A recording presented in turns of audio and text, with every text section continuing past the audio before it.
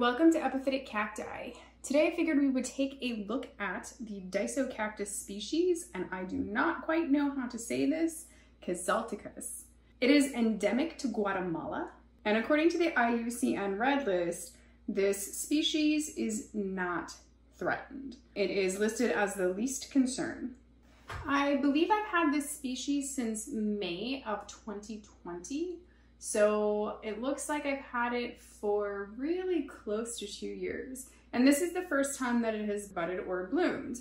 Now, because of where I live, I'm in Minnesota. There's still a lot of snow outside on the ground. It is way too cold for any of the plants to be out there. So this has been growing in my basement, and it is growing under grow lights. You can see that it has a normal kind of Disocactus growth pattern for some of the smaller flowered Disocactus types, where they have generally sort of flat and terete, meaning round branches. They tend to grow quite a few flat branches, smaller flat branches out of the larger flat branches. It's a pretty easy grower, and actually as far as the Disocactus go, it is probably the least spotty. So far it hasn't really had any serious issues. I will say that sometimes they have a bit of a collapse after they bloom. So sometimes the Disocactus hybrids, after they bloom, they can just suddenly start to get like a really spotty and suffer from some really severe dieback. I don't know about this one because it's the first time that it's bloomed, so we'll see. So far it looks pretty good, and like I said, it's probably the stronger growing Disocactus species for my area.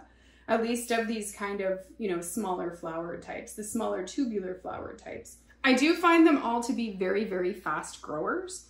This one is a fast grower. However, I will say that some of the other ones definitely have grown quite a bit faster. I think it's a very beautiful grower, and I have a really seriously interesting thing for these little tubular flowers, especially this one. The thing that I think is so special about this one in comparison to some of the others is the color of the flower. I think that the color of these flowers is very unique and different because they have kind of an ombre effect. And then the color of them is just a very light kind of purplish color, which is not a color that you really commonly see across many of the Disocactus hybrids.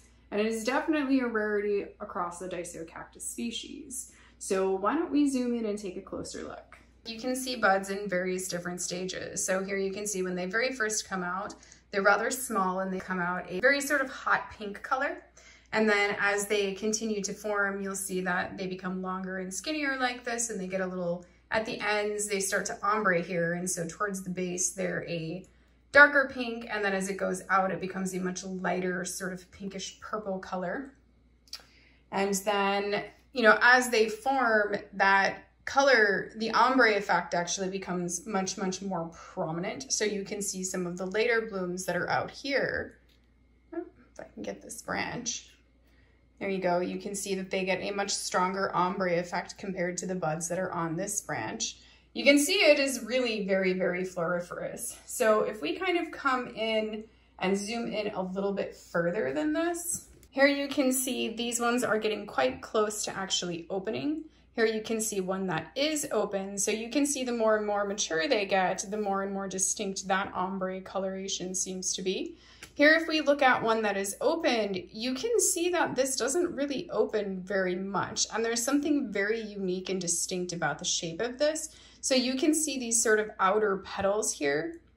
They are still really completely like closed. They don't really open much more than this really. But inside of those outer petals, you can see that there is actually a white looking flower that's in there. So it looks like the inner petals are actually white, but it is very closed. And then you can see that the stamen, they just sort of shoot out of the center there. So they're longer than the actual flower petals are. And you can see them shoot out, and then you can see the stigma there. And obviously what is very unique about that is that the stamen are that same pinkish purple.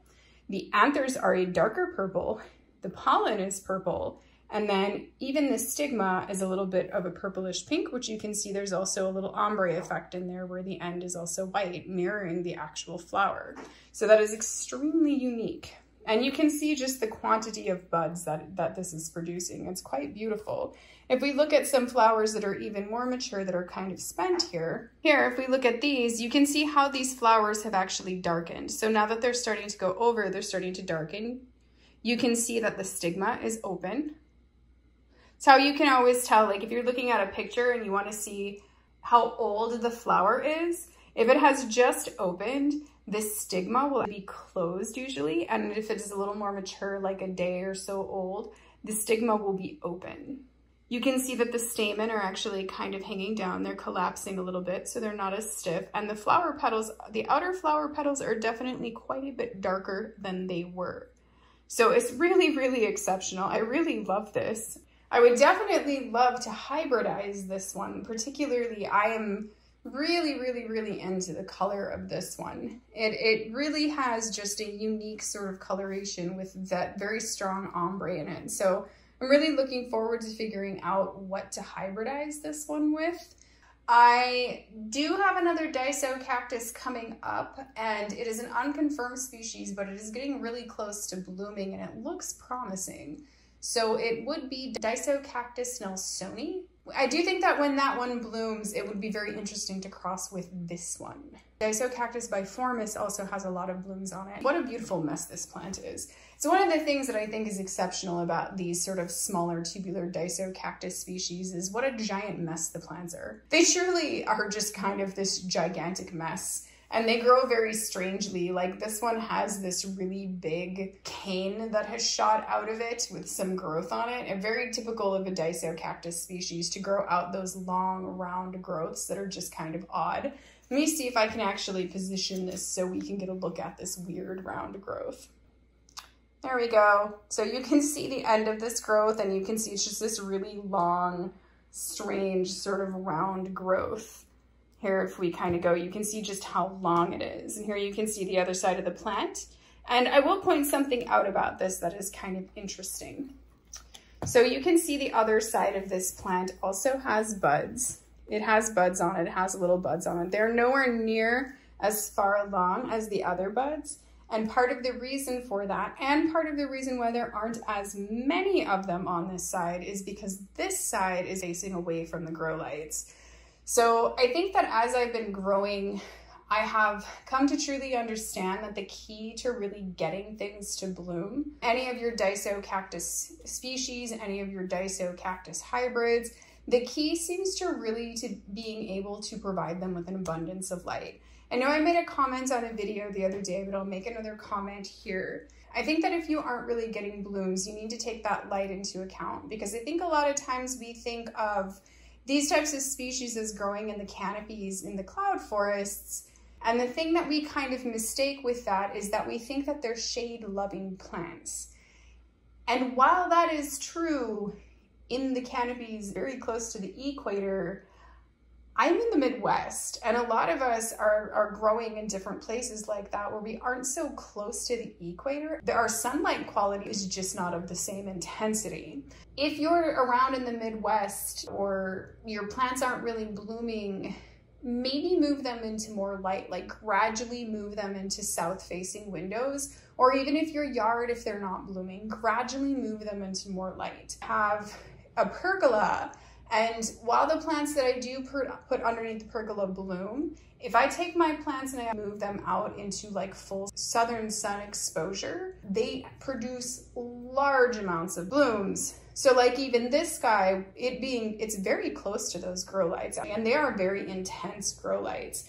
So it is just something to keep in mind. If your plants aren't blooming, just try to give them some more light. I was surprised at the size of these flowers, because in pictures, you know, there's never a reference point. So, and I mean, if somebody's hand isn't in there, it can be a little bit difficult to figure out how big they are. Now, I have quite small hands. When I finally saw them bloom, and I was like, oh wow, they're way bigger than I thought they were. I mean, they're not huge by any stretch of the imagination, but you know, they're bigger than I thought they would be. So I know that these species are really, really, really difficult to get in some places, and particularly in the United States. I did get this on eBay, and I purchased it from, I believe it was Shoal Creek Succulents. And it is a seller that I have seen quite a few times sell Disocactus species. They sell a lot of different types of cactus and a lot of different desert types of cactus. So I will say again, you know, I've said it many times over that usually when I find these types of species,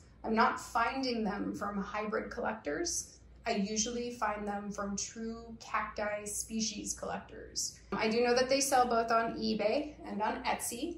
So far, I have not really had any kind of bad luck with anything that I've purchased from them. I hope that you have enjoyed Disocactus Quezaltecus as much as I have. Thank you for watching, and happy cacti growing.